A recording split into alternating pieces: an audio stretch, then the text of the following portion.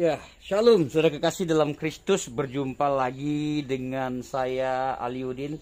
Hari ini saya ada di Papua, ya, tepatnya di Sentani. Saya ada berjumpa dengan saudara Murtadin baru dari Jawa Barat. Ya, kami berjumpa. Tidak kenal sebelumnya, saya tidak tahu, tiba-tiba saya diundang untuk melayani di kediamannya. Hari ini saya berjumpa dengan saudara kekasih ini. Ya, boleh kasih kenal namanya siapa? Nama saya Tansyah Kurniawan, Pak. Tansyah Kurniawan. Jadi dipanggil apa? Tansyah. Nah, asalnya dari mana? Asalnya dari Jawa Barat, kota Karawang. Karawang, berarti orang Karawang ya. Sunda. Iya. Tiasa ngomong Sunda ya. Tiasa. Abdi teh tiasa ngomong Sunda. Aya sabaraha tahun ya, 3-4 tahun abdi teh di Bandung. Jadi tiasa ngomong Sunda. Jadi saya juga bisa bahasa Sunda. Nah, jadi dipanggil nama siapa? Abang biasa dipanggil? Nama kecilnya? Kalau mas kecilnya? Nama kecilnya kalau Nama di kecilnya biasa kalau orang tua, saudara, lu sama teman-teman panggilnya Eno. Abang Eno. Abang No ya. Iya, Bang Eno. Iya, Eno. Abang No. Abang No ini ya sekarang menjadi murtadin sama seperti saya. Murtadin itu artinya berpindah agama. Jadi kami berpindah agama. Bang No dipanggil ya. Iya. Bang No, boleh saya tahu bagaimana dulunya Bang No waktu Muslim? Dulunya waktu Muslim memang kita keturunan dari orang Muslim. Orang Muslim, ya. Kita enggak ada yang Kristiani. Ada ya. Nah, semua itu Muslim karena kalau bilang masalah mengaji ataupun masalah Islam, kita memang diajarkan mengaji dari kecil. Dari kecil ya? Iya, dari kecil, dari lahir mungkin sudah di Islam memang. Gitu ya. Iya. Jadi bapak mama orang Muslim ya? Kita istilahnya ikuti orang tua gitu kan. Iya. Dulunya kan kita kan istilahnya orang tua Islam ya, kita pasti ikuti aja, suruh ngaji yang ngaji. Cuma dulu waktu kita mengaji memang saya bisa mengaji, tapi sering dipakai di musola, di masjid itu sering azan. Suka azan? Iya, suka bawa Berarti abang tahu azan ya? Iya. Sangat mengerti azan ya? Mengerti sekali. Boleh coba saya dengar azannya? Allahu Akbar, Allahu Akbar, Allahu Akbar, Allahu Akbar. Asyhadu an la ilaha illallah, asyhadu an la ilaha illallah, asyhadu anna Muhammadar Rasulullah, asyhadu anna Muhammadar Rasulullah. Hayya 'alas shalah, hayya 'alas shalah, hayya 'alal falah, hayya 'alal falah. Allahu Akbar, Allahu Akbar, la ilaha illallah. Amin, ya luar biasa. Kenapa saya tanya ini? Kadang-kadang penonton bilang, itu palsu. Dia bukan seperti saya siarkan saudari Ida dari Aceh. Wah, itu orang Kupang katanya. Karena Ida ini kulitnya agak hitam, dia bilang, wah itu orang Kupang, palsu. Saya aja dikatakan palsu. Orang bilang saya ini orang Batak katanya. Ya, saya percaya Tuhan karena uang katanya. Karena uang, motivasinya karena uang. Waduh, saya ikut Tuhan 7 tahun menderita luar biasa. Tapi bukan itu. Ya, berarti Bang No itu suka juga mengaji ya, tahu mengaji. Jadi kadang-kadang orang tidak percaya. Terus bagaimana keluarga Bang No? Gimana? Yang dilakukan dia sampai sekarang ini Ya, awalnya menolak. Waktu saya masuk Kristen itu menolak. saya bilang Oke, sekarang mau tanya dulu, bagaimana Bang No menjadi percaya dengan Yesus? Bagaimana pengalaman apa pengalaman. ya sehingga bisa percaya? Iya. Tidak mudah kan untuk orang mau datang ke gereja, mau beribadah. Tentunya ada awal mulanya percaya dengan Tuhan. Bagaimana percaya dengan Tuhan? Bisa ceritakan sedikit? Awal mulanya saya ke sini tuh tahun 93, itu masuk SMA 1 AB Pura. Oh, sekolah di sini. Iya, SMA iya. 1 AB Pura tahun 93. Mm-mm. Nah, di mana waktu itu memang jujur saja saya fanatik sekali karena di Jawa Barat itu jarang sekali kita berteman dengan namanya beda agama. Semua pasti muslim. Di sini di sekolah itu awalnya saya juga begitu, tidak pernah namanya bergaul dengan agama lain. Ya. Selain agama muslim. Muslim. Itu ya rata-rata kita punya teman itu orang Ternate, orang Jawa juga gitu. Tetapi setelah ya sampai berjalan ya itulah karena mungkin Tuhan Yesus itu memang baik itu. Waktu itu saya jatuh, dimana jatuhnya itu bukan cuma jatuh biasa-biasa aja, tapi itu sudah memang masuk ke dunia hitam, yaitu mabuk, Ya. terus judi. Oh, main judi juga ya? Iya, saya pernah main judi, Pak. Terus ya biasa main ke bar, biasa main ke bar di sini itu kan. Nah, di mana saya waktu itu jatuh itu di mana orang menjauhi saya. Jatuh ini maksudnya jatuh dalam dosa ya? Iya, jatuh dalam dosa ya. itu istilahnya memang kita sudah kelam sekali, sudah tidak ingat namanya itu Tuhan, kita istilahnya sudah nggak kenal lagi namanya Tuhan lagi. Ya itu kita mengenal itu dunia malam saja istilahnya dunia pergaulan yang memang ya cari kesenangan aja gitu. Nah, setelah itu kalau tidak salah waktu itu saya bertengkar dengan kakak saya. Bertengkar dengan kakak? Iya. Kenapa bertengkar? Bertengkarnya sih sebenarnya masalah keluarga juga, karena saya tuh kayak macam seolah-olah tidak dianggap seperti itu, jatuh. Dan memang kakak juga istilahnya gimana ya, mungkin dia dengan kata mungkin niatnya baik untuk mengajar saya karena saya di sini kan dengan kakak saya saja. Tetapi dalam satu sisi kenapa dia lebih memihak kepada keluarga dari sebelah pihak gitu awalnya. Setelah itu saya keluar dari rumah, saya lari dari rumah, yaitu larinya ke Manado.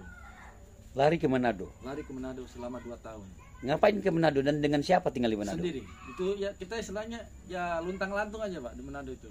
Luntang lantung, tidak pokoknya sudah kita minta istilahnya ya hanya kita waktu itu berdoa itu kalau memang ada yang niat baik pasti kita ada orang akan nampung saya.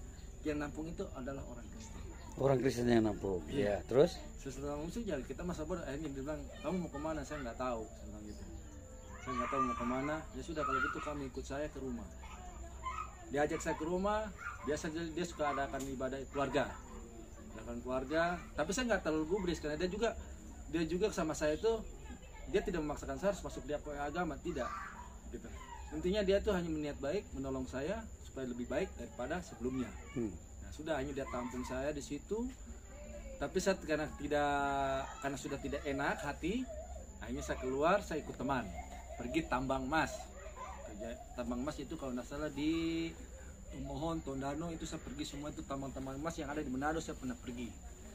Ya itu juga sama pergaulannya seperti itu. Jadi saya belum berpikiran untuk bertobat, belum. Itu masih istilahnya berpikiran orang bebas lah, tanpa mengenal Tuhan. Ya istilahnya kita kerja hanya ya itu dapat uang pergi mabuk.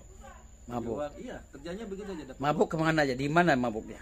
Mabuknya kadang ditambang, kadang pergi ke tempat hiburan. Tempat hiburan berarti kayak bar kayak gitu. Bar ya? Iya. Main cewek juga main ya? Cewek, iya pasti Pak. Iya. Main cewek, pokoknya ya berzina lah semua. Berzina itu, ya? Itu pasti sudah kita lakukan semuanya. Tapi kita nggak ada istilahnya apa takut sama mati apa tidak. Itu pokoknya tidak mengenal istilahnya Tuhan bilang begini tidak. Kita istilahnya sudah nggak hiraukan itu seperti itu. Setelah dari situ ke Palu. Kalau mau singkat cerita itu sebenarnya ceritanya panjang. Tapi sama saja di Palu juga begitu. Kita pindah ke Palu. Tambang juga ya? Sama juga tambang juga. Iya. Sama juga kelakuannya begitu juga. Nah, tahun 2010 saya kembali lagi ke Jayapura. Ke Jayapura sini yaitu saya ketemu dengan istri saya ini sekarang. Istri orang apa ya? Istri orang Toraja Merauke, Mama Merauke, Bapak Toraja. Merauke Papua ya, dengan Toraja ya. Iya, ya, oke. Nah, setelah itu awalnya juga saya juga walaupun dalam kata istilahnya mungkin tidak mengenal Tuhan, tapi saya masih jaga nama agama Islam itu. Iya. Saya menjaga, saya bilang kalau kau mau nikah dengan saya bilang gitu kan, kau harus ikut agama saya. Tapi istri saya juga kuat kan, dia bilang saya nggak mau, lebih baik kita pisah. Oke lah. Tapi ya itulah, akhirnya saya waktu malam itu begini ceritanya. Ini yang bikin saya itu sampai bisa masuk ke Kristus itu karena mungkin kekerasan saya dan keegoisan saya, keangkuhan saya, hanya Tuhan tegur saya. Dimana waktu itu kejadiannya itu kurang tahu tahun berapa, yang jelas tahun 2010 bulan apanya itu, saya itu dalam kata memang susah di atas susah, pokoknya nggak ada lah itu yang lebih susah di atas sebelumnya. Saya nggak tahu lagi minta tolong sama siapa, sama minta tolong sama keluarga juga malu, sama kakak juga yang ada di sini juga malu. Sudah akhirnya dia bilang begini, kau harus banyak berdoa, percaya saja. Siapa yang bilang? Istri saya. Oh, sudah berumah tangga nih ya? Belum, Pak. Itu masih pacaran. Oke, ya. Tapi dia selalu memberikan saya masukan yang baik. Selalu dia istilahnya kau coba berdoa, terserahlah agamamu kah, mau apa, kau coba minta Tuhan, pasti Tuhan ini. Saya bilang begini waktu itu. Waktu ini tuh begini, Tuhan, siapapun engkau, saya bilang tuh, mau Allah ke, saya bilang waktu itu saya bilang begitu, mau Allah ke, mau Tuhan Yesus ke, yang mana yang bisa memberikan saya jalan keluar sehingga saya bisa berubah. Karena waktu itu istri saya minta saya harus berubah. Karena waktu itu nggak bisa berubah sama sekali. Keras saya. Keras ya? Iya, keras. Dia bilang, kau harus berubah. Kalau begini terus kau tidak akan bisa ini, katanya. Akan begini terus dan kau akan susah terus. Coba kau cari jalan Tuhan. Tuhan pasti akan berikan jalan yang terbaik, katanya. Walaupun lewat apapun itu pasti ada. Dia bilang, saya bilang waktu itu saya bilang begini, dia bilang sama saja, walaupun Tuhan bantu juga tetap saja saya harus usaha. Keras itu waktu itu saya, keras. Tetap saja kalau Tuhan hanya kita berdoa cuma jungkir balik juga, kalau Tuhan tidak mengenai sama saja, saya bilang itu. Kalau kita tidak usaha sama saja. Nah, pas di hari waktu itu istri saya bawa ke dia punya masyarakat di komplek Toraja situ. Nah, di situ ada gereja. Waktu itu kalau salah gereja baru dibangun. Gereja apa itu? Gereja Grace Papua Ministry. Yaitu yang pendetanya Pak Yohanes Lenga. Terus dia pertama kenalan dengan saya itu, dia tuh bilang begini sama saya. Kau percaya Tuhan? Saya bilang saya percaya. Tuhan itu memang ada. Tapi saya bilang selama ini Tuhan di mana? Saya bilang awalnya saya bilang Tuhan di mana? Di masa susah kamu Tuhan ada bantu saya. Bilang gitu kan. Sekarang ini dia bilang, selama walaupun kau begitu, tapi kan Tuhan masih baik sama kau, masih memberikan napas kehidupan. Itu yang awal pertama. Terus dia bilang, coba kau ikut SPK dulu. Terus ikut SPK ini. SPK itu apa? Sekolah apa ya istilahnya, kayak pengikut Kristus. Iya. Ya, oke, lanjut. Kau ikuti saja. Bilang, itu kan untuk Kristen Pak. Saya bilang gitu. Saya kan Islam. Itu tidak mengenal agama. Itu hanya supaya kita tuh sadar dan kita mau bertobat. Disitulah saya, kalau tidak salah istri saya ajak saya SPK. Awal hari pertama itu saya biasa-biasa saja, malahan saya banyak bertolak dengan isi hati saya. Iya. Awalnya. Tapi setelah mereka doakan saya, itu mulai saya ingat semua dosa-dosa saya, semua itu apa yang terjadi selama saya hidup itu kayak macam apa ya? Amin, ya. Macam Tuhan itu memberikan saya suatu penerangan bahwa sudah kau berubah dan saya ampuni kau punya dosa. Itu kayak macam saya di dalam bayangan mimpi saya itu macam ada sesosok orang berbujubah putih menghampiri saya, dia tumpang tangan di kepala saya dan saya merasa beban semua yang ada kayak tadinya rasa berat kayak ringan sekali. Itu luar biasa sekali waktu itu. Ini dalam penglihatan ya? Dalam penglihatan saya waktu itu, dalam mereka pendeta berdoa itu, saya merasakan bahwa ada seseorang yang mendekati saya dan dia mengatakan bahwa kamu adalah anak saya, dia bilang gitu, putra saya, dia bilang gitu. Saya apapun yang sudah kamu lakukan, saya akan selalu mengampuni kamu. Amin. Iya. Terus dia bilang, cobalah sekarang kamu untuk belajar berbuat baik, karena kita itu adalah anak-anak Kristus yang selalu, dia bilang Tuhan itu akan memberikan jalan yang terbaik, tidak mungkin Tuhan akan meninggalkan anaknya. Siapa yang bilang itu? Ada itu yang bisik saya dalam apa yang berupa roh, tapi dia berjubah putih tapi nggak kelihatan mukanya gitu, saya nggak tahu, tapi yang jelas itu ada orang seperti sosok Ya. jubah putih gitu. Dia bercahaya memang. Dia mengatakan dalam telinga saya itu, dalam bayangan saya itu seperti itu, dan dia berbisik sama saya begitu. Ya. Terus saya bilang, Tuhan, terus saya berkata sama Tuhan, kalau memang engkau adalah Tuhan, saya bilang, tunjukkan jalan terbaik untuk saya. Kalau memang engkau Tuhan, saya bisa berpindah ke agamamu, saya bilang gitu toh. Kalau Tuhan bisa memberikan saya jalan yang terbaik kemana. Waktu itu saya tidak tahu mau jalan kemana. Nah, setelah itu, kalau tidak salah waktu itu mau nikah dengan istri saya. Nah, waktu itu saya malam-malam, ini kesaksian saya sendiri, orang lain tidak tahu, cuma istri saya yang tahu. Tanya, kalau tidak percaya tanya istri saya. Tengah malam besok mau nikah, ini sudah tuntut untuk menikah, baru saya tidak ada dana sedikit pun, sepeser pun tidak ada, dari orang tua pun tidak ada. Baru waktu itu kan saya masih bertengkar dengan kakak saya belum bisa memaafkan, belum bisa, maksudnya baikan lah. Saya malam-malam pergi ke gereja, waktu itu gereja masih dibangun. Saya bertumpang lutut, saya bilang, Tuhan, saya minta petunjuk dan minta pertolonganmu. Besok adalah hari pernikahan saya, baru saya tidak ada uang sedikit pun di tangan saya. Tuhan, tunjukkan jalan yang terbaik, saya harus bagaimana. Malam itu dalam mimpi dikatakan, coba kau bicara dengan kakakmu, kau meminta maaf kepada kakakmu. Amin. Malam itu. Dan kau harus bicara dengan orang tuamu, dan kau harus mengakui kesalahanmu, dan kau harus memaafkan kesalahan-kesalahan kakakmu, dan kau harus meminta maaf pun kepada orang tuamu. Orang tua ini ada di sini? Enggak, ada di Jawa, Pak. Tapi kan saya dalam kata, aduh, bagaimana ini? Jadi menghubungin mereka ya? Iya, motif dalam keadaan terpaksa saya harus hubungi. Saya takutnya kan begini, orang tua pasti akan membenci saya dan akan buang saya.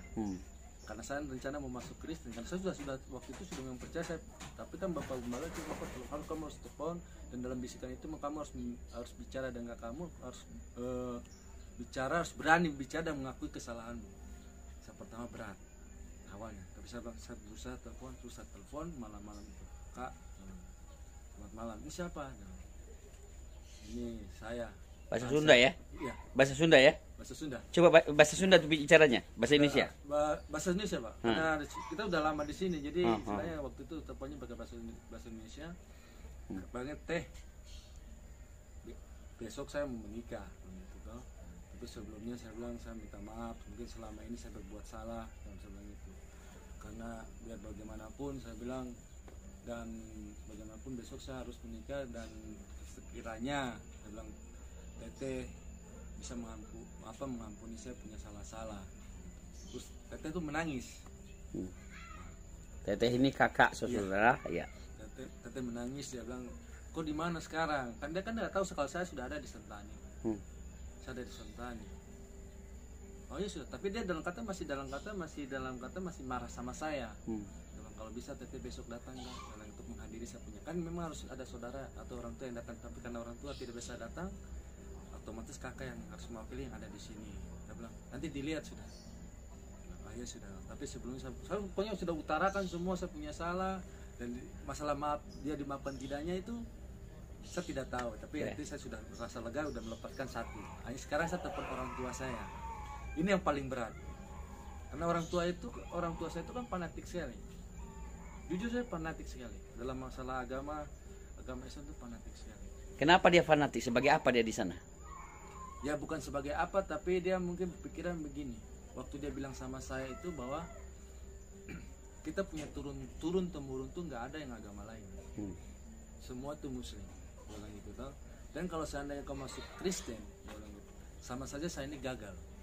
Nah, dia menurut dia, tapi saya jelaskan lagi, keselamatan dunia saya bilang itu bukan orang tua yang tanggung, itu kami yang sudah dewasa dan kami sudah punya pilihan sendiri dan punya jalan sendiri, itu yang kami yang tanggung. Masalah masuk surga dan tidaknya itu adalah saya sendiri dengan Tuhan yang tahu, bukan manusia yang menentukan. Itu menurut firman Tuhan. Saya bilang gitu. Waktu sama-sama mamanya, pertama mama tuh kan bapak udah almarhum. Mama bilang, ya terserah kamu sudah, dia bilang gitu kan. Awalnya memang dia nggak terima. Ya sudah hanya. Tapi sebelumnya saya bilang sama mama sebelumnya saya minta maaf. Minta maaf sudah berbuat banyak, mungkin mama tidak sesuai dengan mama punya keinginan, tapi inilah jalan hidup saya, di mana agama ini telah mengubah saya punya hidup, dan sudah memberikan saya semangat hidup kembali, saya bilang gitu kan. Dan saya sudah meninggalkan yang namanya itu yang berbuat-buat yang jalan yang jelek lah, saya bilang itu. Walaupun kami mungkin tidak luput dari dosa, tapi setidaknya kami mengurangi dari hal-hal itu. Apalagi besok kami udah menikah istri saya bilang. Terus dia tanya, apakah dengan paksaan aku masuk Kristen? Tidak, ini saya punya keinginan sendiri. Karena saya merasa bahwa Yesus itu sudah memberikan saya penerangan dalam hati saya dan telah mengubah saya punya hidup. Seperti dia mengatakan bahwa bukan iman yang menyelamatkan kamu, tapi kasih yang lebih tinggi daripada iman. Itu yang dimana saya melihat itu orang-orang Kristen itu tidak seperti apa yang kita lihat. Ternyata mereka itu malah lebih baik daripada orang-orang yang satu Muslim. Contohnya saya bilang waktu itu, waktu saya terpuruk, padahal teman saya itu Muslim semua, mereka pada kemana? Tidak ada satupun yang tolong saya, membantu pun tidak ada. Malah orang-orang Kristen inilah yang membantu saya, menyelamatkan saya, menolong saya sampai saya bisa hidup seperti sekarang ini. Kalau seandainya bukan mereka ini, mungkin saya sudah tidak tahu mati di mana. Kalau saya bilang di Manado itu sudah banyak sekali orang mau rencana jahat sama saya, itu sudah terlalu banyak. Tapi ya itulah, karena kasih karunia Tuhan itu, Tuhan datangkan orang sampai menyelamatkan saya. Kalau pikir saya di Manado itu sampai kelaparan, tidak tahu makan, uang tidak ada, di saya pun di kantong. Tapi ada orang, istilahnya ada orang datang menyelamatkan saya, memberikan saya hidup kembali. Padahal kalau saya waktu itu sudah frustasi sekali. Ya itulah mungkin, ya gimana ya, Tuhan terlalu baik, dimana susah sekali untuk mengungkapkan kebaikan Tuhan kepada saya waktu itu. Di sini juga ya sampai sekarang, sampai saya seperti ini, kalau seandainya tidak ada orang-orang yang di sekeliling saya ini yang menyelamatkan saya, mungkin saya tidak akan seperti ini sekarang. Amin. Karena waktu saya jatuh di atas jatuh itu memang tidak ada satupun yang peduli, yang bisa menyelamat. Waktu Bapak meninggal saja, waktu Bapak saya kan tidak bisa menghadirinya. Saya bingung kenapa orang Kristen, biarpun kita berbeda agama, tapi mereka mau mendoakan orang tua saya, mendoakan saya, saudara-saudara saya, orang tua saya. Bahkan mereka juga menolong saya. Bahkan dalam pernikahan saya, kalau dipikir saya tidak ada, tapi itulah kebaikan Tuhan. Amen. Tuhan mendatangkan orang-orang yang baik sehingga kita punya pernikahan itu bisa berjalan dengan lancar. Itu saya ingat sekali, dimana jemaat itu mereka pada nyumbang waktu itu, sehingga bisa terjalannya pernikahan waktu itu. Amin. Luar biasanya di situ, dan memang perbedaannya jauh sekali. Terus udah punya anak ya? Ya, waktu itu sudah punya anak. Ya sampai sekarang ini anak baru satu. Nah, anak ini cuma satu anak ya? Iya, cuma satu aja. Anak cuma satu. Umurnya berapa sekarang? Sekarang Anaknya udah 8 tahun, Bang. 8 tahun. Terus semenjak percaya dengan Tuhan Yesus, berarti rajin ke gereja. Terus apa tanggapan dari keluarga? Mungkin mereka marah ke apakah bagaimana? Apa yang dialami sekarang? Awalnya mereka memang marah, tidak menerima saya, bahkan sampai tidak mengakui anak.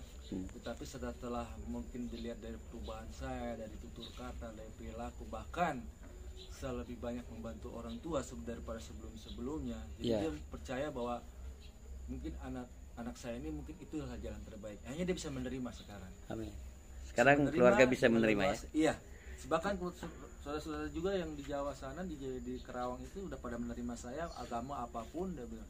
Kan sudah jelaskan sebelum, agama apapun, dari manapun, karena di mata Tuhan itu semua sama. Amin. Berarti mereka sudah menerima ya. Iya, sudah. Terus menerima. apa harapan abang buat keluarga dan orang-orang, saudara-saudara, teman-teman yang Muslim, terlebih keluarga atau teman di sana, saudara di Kerawang? Ada sesuatu yang mau dibilang? Ya silakan, bilang kepada mereka. Ya. Lewat YouTube ini. Kalau saya sih gini ya, kalau saya punya pesan kepada saya juga tidak memaksakan mereka untuk masuk ke agama Kristen. Ya istilahnya apa yang mereka yakini ya jalani. Tapi istilahnya janganlah sekali-kali membenci sesamamu, itu aja. Karena walaupun bagaimanapun, mau agama Kristen kayak Buddha kayak menurut saya di mata Tuhan itu semua sama. Itu saja. Jangan terlalu membenci kepada sesama, karena Tuhan itu biar bagaimana manusia itu adalah ciptaan Tuhan semua, nggak ada yang dibeda-bedakan. Gitu. Itu karena kita tuh gini ya, karena dulu kita diajarkan itu memang dalam Islam itu memang kita harus tidak boleh apa kayak macam membenci agama lain. Membenci ya, diajar membenci ya. Membenci. Padahal sifat Tuhan itu Ar-Rahmanir Rahim, Iya. pengasih dan penyayang ya. Tetapi mereka nggak suka kalau agama lain. Agama lain nggak suka ya. Nggak suka. Sedangkan hablum minallah, hablum minan nas, mengasihi Allah, beribadah kepada Iya. Allah, cinta kepada Allah, berarti cinta kepada manusia. Tetapi kenyataannya mereka benci ya. Benci. Iya. Karena memang kita diajarkan dari kecil itu, waktu kita di pengajian itu memang kalau kita berbeda agama itu kan disebutnya kan kafir. Karena bahwa mereka mengatakan bahwa Islam itu adalah agama yang sempurna. Sempurna. Ya, paling sempurna daripada agama lain, dan mereka bilang bahwa Yesus itu adalah bukan Tuhan menurut mereka.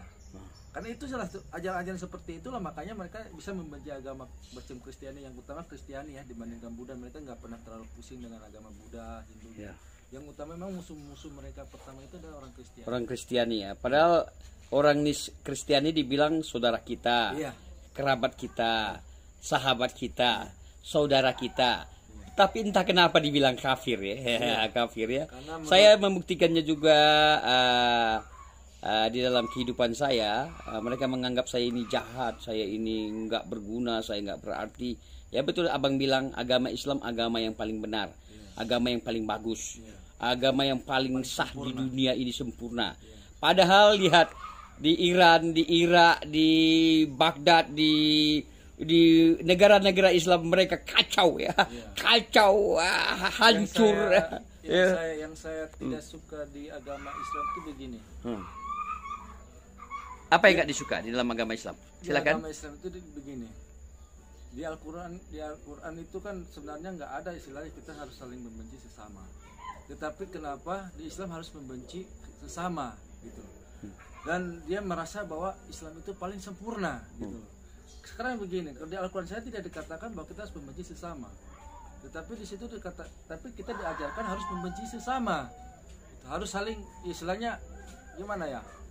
Itu yang saya tidak suka. Tetapi di Kristen yang perbedaannya di sini. Kalau di Kristen di Alkitab itu dikatakan bahwa kita harus mengampuni Musuh kita. musuh kita. Bayangkan musuh kita ya. Berarti kita tidak peduli orang mau bikin apa, nggak pusing kan? Iya. Nah, tapi aneh ini ya. Ini saya alami di YouTube saya juga.